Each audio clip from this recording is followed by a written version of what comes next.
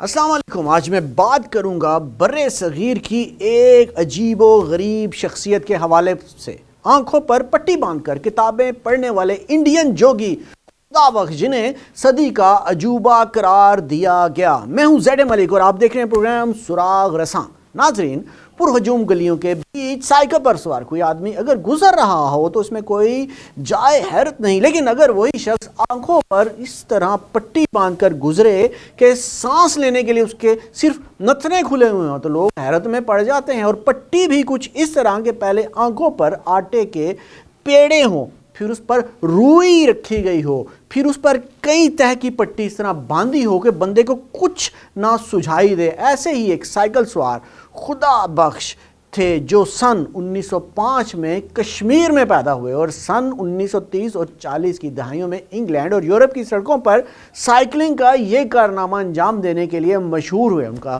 یہ دعویٰ تھا کہ وہ ایسا کرنے کے قابل اس لیے ہیں کیونکہ وہ آنکھوں کے بغیر دیکھ سکتے ہیں.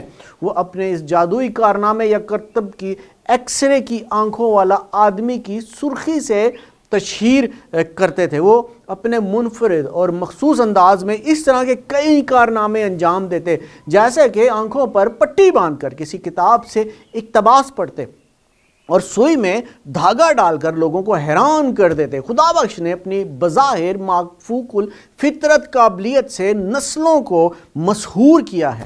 مبینہ طور پر انہوں نے روئے ڈائل کی سن 1977 کی کہانی The Wonderful Story of Henry Sugar کو بھی متاثر کیا، جسے اب ویس اینڈرسن نے اپنی فلم میں پیش کیا ہے. مسٹر بخش کا اصل نام بخش تھا. وہ ایک امیر گھرانے میں پیدا ہوئے. سن 1952 میں انہوں نے مسٹر ڈال کے ساتھ انٹرویو میں کہا کہ وہ پروفیسر مور کے نام سے مشہور ایک ہندوستانی جادوگر کی کارکردگی کے بعد ان کے جادو سے اس قدر متاثر ہوئے کہ ان پر اسے سیکھنے کا جنون سوار ہو گیا.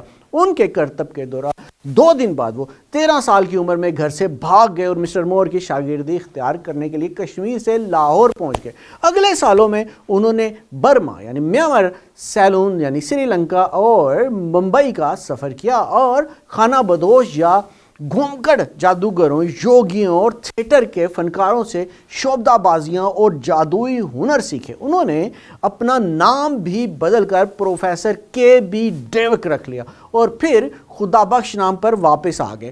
مصنف جان زوبرزکی نے اپنی کتاب ایمپائر آف انچمنٹ میں دی سٹوری آف انڈین میجک میں یہ باتیں لکھی ہیں. مئی سن 1935 میں وہ انگلینڈ پہنچے جہاں مشرقی دنیا کے جادوگروں کی چاہ تھی اور لوگ ان کے کرتب کے بھوکے تھے. مسٹر زوبرزکی نے ایک دفعہ میڈیا کو بتاتے ہوئے کہا کہ اس وقت ہندوستان کو جادو کی سرزمین کے طور پر دیکھا جاتا تھا. یہ ایک ایسا تصور تھا جو ہندوستان کا دورہ کرنے والے سیاحوں، مشنریز، تاجروں اور مورخین کی تحریروں سے پروان چڑھا.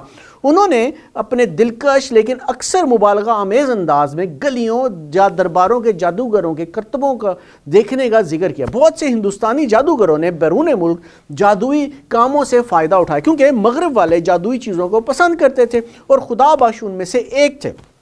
اگرچہ وہ کسی انگریز جیسا لباس پہنتے تھے لیکن وہ اپنی جادوئی قوت کو مشرقی گیان اور تصوف سے جوڑتے تھے. جادوئی کہانیوں پر مبنی میگزین لنکنگ رنگ میں خدا بخش کے بارے میں لکھتے ہوئے مورخ جان بوتھ نے انہیں برصغیر پاک و ہند کے ایک ایسے پراسرار آدمی کے طور پر پیش کیا ہے جو پیرس میں آنکھوں پر پٹی باندھ کر سائیکل چلاتا تھا جس کے گرد ایک صوفیانہ حالہ تھا. انگلینڈ میں خدا بخش کو اپنے ایکس رے جیسی آنکھوں کے کھیل سے تیزی سے شہرت حاصل ہوئی اور انہوں نے ایسے لوگوں کی توجہ حاصل کی جو ان کے جادو کو نہیں مانتے تھے اور ان کی صلاحیتوں کی صداقت کو جانچنے کے لیے وہ ان کے امتحان لیتے تھے. برصغیر کے مشہور بھوتوں کا شکاری ہیری پرائس نے جولائی 1935 میں ڈاکٹروں کی ایک ٹیم کے ساتھ مل کر خدا بخش کے ایکس رے ویژن کے دعووں کا امتحان لیا. مسٹر زوبرزکی نے اپنی کتاب میں لکھا ہے کہ ہیری پرائس سرجیکل پٹیوں، چپکنے والی ٹیپ، روئی کے پیڈ اور بھوری سیاہ کپاس کی دوہری موٹائیوں والی ایک خصوصی پٹی کے ساتھ آئی جس کے درمیان روئی کی ایک تہہ تھی. جبکہ خدا بخش نے پرائس کی پٹی لگا کر کامیابی سے کتاب سے اقتباس کو پڑھ لیا تو ایک ڈاکٹر نے ان کی آنکھوں پر پٹی دوبارہ باندھی. اس کے بعد خدا بخش اس کے ہاتھوں سے لکھے نوٹ پڑھ رہے تھے جو ان کے پیچھے ایک میز پر رکھا ہوا تھا. सितंबर सन 1935 में प्राइस ने खुदाबख्श का एक और इम्तिहान लिया, जिससे उन्हें इंग्लैंड और यूरोप के बेशतर हिस्सों में मज़ीद शोहरत हासिल हुई। सिरे के देही इलाकों में खुदाबख्श ने आग पर चलने का कारनामा अंजाम दिया। इंग्लैंड में पहली बार ऐसा कोई कारनामा अंजाम दिया गया, तो उन्होंने डॉक्टरों, माहिरीन नफ्सियात और सहाफ़ियों की मौजूदगी में ये कारनामा अंजाम दिया। इम्तिहान लेने वालों ने खुदाबख्श की हर पहलू से जांच की और आग पर चलने से कबल और उसके बाद भी उन्होंने उनके पैरों और तलुओं की जांच की, ताकि वो ये देख सकें कि कहीं खुदाबख्श ने कोई धोखा देने वाली चीज़ तो नहीं पहन रखी। उनको जांचने के लिए एक घड़ा खोदा गया और उसे लकड़ी, चारकोल, पैराफिन और अखबारात की रद्दी से भरा गया और उसमें आग लगा दी गई। चंद घंटों के बाद वो घड़ा शोलों से भरा हुआ था। खुदाबख्श ने दहकती हुई आग के घड़े को एक बार नहीं बल्कि 4 मरतबा नंगे पांव पार किया। प्राइस ने अपनी किताब confession of a ghost Hunter में लिखा है कि उसके पांव पर छाले का कोई निशान तक नहीं था। 9 दिन बाद मज़ीद मुबस्सिरीन की मौजूदगी में खुदाबख्श ने एक आग के घड़े को 2 बार नंगे पांव पार किया, जिसमें स्टील को रख दिया जाता तो वो भी पिघल सकती थी, लेकिन इस बार भी खुदाबख्श के पांव महफूज रहे। मिस्टर रॉबर्ट्स की लिखते हैं कि इस कारनामे की वजह से प्राइस का जहन इस क़यास की तरफ गया कि जिस्मानी और ज़हनी क़ुव्वतों के दरमियान कुछ गैर वाज़े ताल्लुक था जो उसे चोटों से महफूज रखने में मदद करता था। डाहिल के साथ इंटरव्यू में मिस्टर खुदाबख्श ने दावा किया कि उन्होंने इस हद तक तवज्जो मरकूज़ की कि मुझे आग के अलावा कुछ नज़र नहीं आ रहा था और मैं ये सोच रहा था कि आग ठंडी हो रही है। उन्होंने दावा किया कि उनकी बसारत की अंदरूनी हिस्स उन्हें एक्स-रे विजन के कारनामे अंजाम देने में मदद करती है और ये कि उन्होंने इस एहसास को बाशऊर जहन को मुर्तकिज़ करके मशक़ों के ज़रिए हासिल किया जो एक योगी ने उन्हें नौउम्री में सिखाई थी।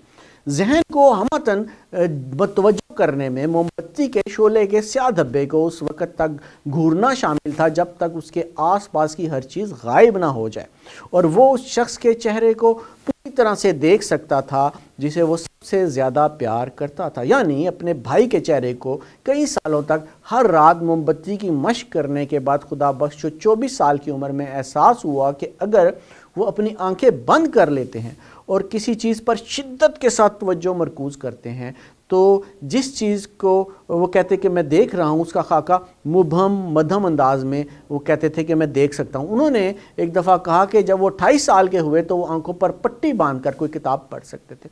ऐसा नहीं कि मिस्टर बख्श के दावों को चैलेंज नहीं किया गया। कुछ लोगों ने उनके नाम नेहाद एक्सरे खेल का मुताला किया। वो ये नतीजा अखज़ कर रहे थे कि वो अपनी नाक के अतराफ़ में झांक रहा है। खुदाबख्श पर मजमून लिखने वाले कैप्टन रैनी मिलर का कहना है कि इसके बावजूद उनकी मकबूलियत में कोई फ़र्क नहीं आया।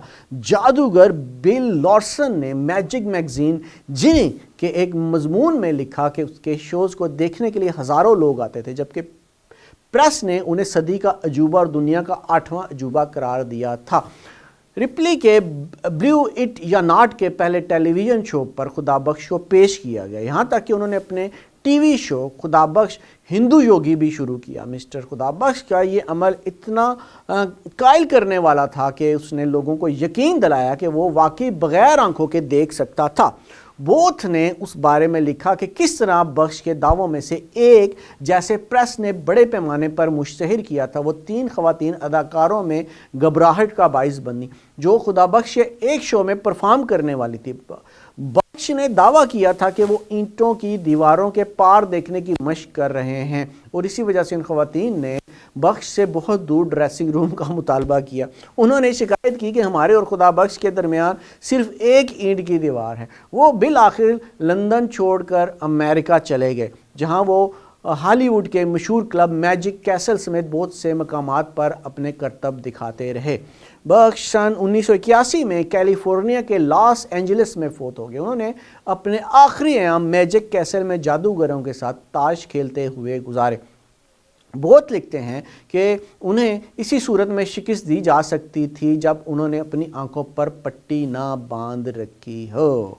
تو ناظرین، خدا بخش جیسی حیرت انگیز مہیر العقول شخصیات جنہوں نے اپنی دماغی توانائی اور انرجی اتنی زیادہ بڑھا لی تھی کہ وہ ناممکن کو ممکن کر سکتے، یعنی انسان اپنے دماغ اور اپنی صلاحیتوں سے بہت کچھ کر سکتا ہے، لیکن تب جب وہ اپنے آپ کو سمجھ لے، یعنی اپنا گیان حاصل کر لے۔ اگلے پروگرام تک کے لیے اجازت دیجیے گا، کیونکہ اگلے پروگرام میں آپ کو ایسے ہی مہیر العقول لیکن سچی باتیں بتانے کے لیے پھر حاضر ہوگا سراغ رساں۔ اللہ حافظ۔